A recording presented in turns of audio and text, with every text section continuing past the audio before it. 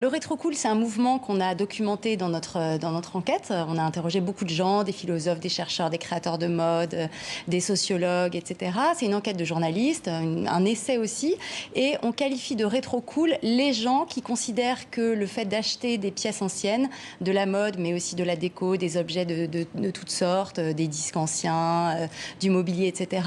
On considère que ces gens qui achètent anciens, finalement, racontent une forme de philosophie de vie, c'est-à-dire que c'est encore une fois chercher à ne pas acheter ce que tout le monde achète, et puis c'est aussi limiter sa consommation, limiter son empreinte carbone en achetant des pièces qui ont déjà en quelque sorte polluer la planète quand elles ont été produites Et qu'on va réutiliser en et qu'on fait. va réutiliser, qu'on va recycler, qu'on va parfois upcycler, comme on dit, c'est-à-dire recycler en l'améliorant. Et donc le rétrocool, c'est ce mouvement qui est encore une fois une philosophie de vie, c'est un désir aussi de décélérer un peu, de freiner cette course consumériste qu'on observe parfois.